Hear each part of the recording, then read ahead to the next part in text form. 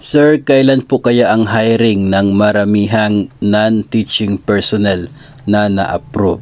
So ito po ay iniisip po natin, related po ito doon sa mga napabalita na 5,000 positions of non-teaching personnel sa DepEd para ito sa 3,500 na Administrative Officer 2 and 1,500 na Project Development Officer or PDO. So ito pong budget para sa pag-hire sa kanila ay nandoon po no sa 2024 na budget ng Department of Education. So expected po natin na yung hiring niyan ay mangyayari po sa susunod na taon. So by next year, pwede no na magsimula na sa pag-hire itong DepEd para po sa 5,000 positions na ito. Bagamat malaking tingnan dahil 5,000 yan, libo-libong posisyon, no, bagong posisyon. Pero kung atin pong iisipin ay lubos po itong kulang, no, kasi nga napakarami naman ng mga public school teachers ng bansa. So hindi pa rin ito sapat para mabigyan ng isang non-teaching personnel na dagdag sa bawat paaralan ng bansa. So ang tendency po nito ay posible na magkakaroon pa rin ng clustering sa mga schools, no, kahit nga ma-hire na itong 5,000 na ito. Sa napabalita po dito sa amin ay 22 items yung magiging available, no.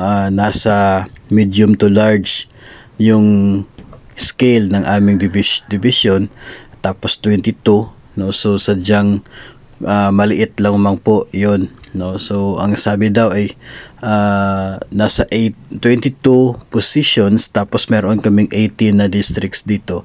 So at least isa o dalawa lamang yung madagdag sa isa pong district, no. So it means na hindi pa rin siya magkakaroon ng 1:1 sa bawat paaralan.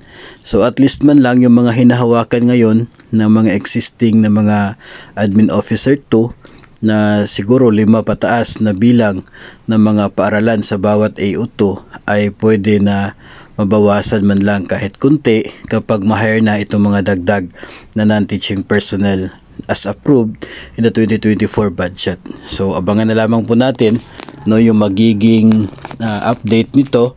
Pero ang sigurado po dyan ay talaga pong hindi mabibigyan lahat ng mga paaralan, no, for this purpose.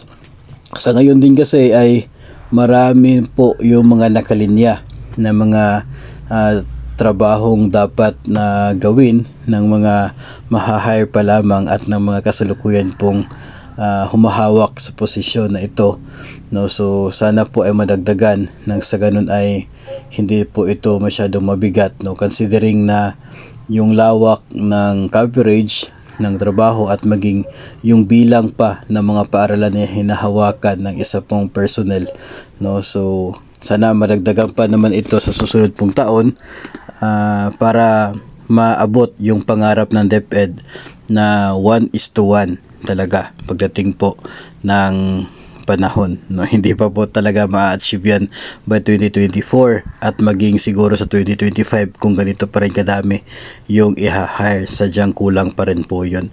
Pero at least ay mayroong magandang magiging epekto rin kahit papano. Wag lang talaga tayo mag-expect ng sobra-sobra, no, dahil alam naman po talaga natin na kulang pa rin itong i-hire na ito. Hopefully ay madagdagan yung budget pa naman sa susunod pang mga taon at ma-consider yung dagdag na sahod para sa dagdag pa, no. Sana kahit 5,000 pa rin or 10,000 sa mga susunod na taon para unti-unti po ay ma-achieve yung goal ng DepEd. Pero itong pang-hiring nito pwede talaga sa 2024 or kaya ay sa katapusan ng 2023, no, pwede para pagdating na 2024 nakapaloob na sa budget yung kanila pong magiging sahod.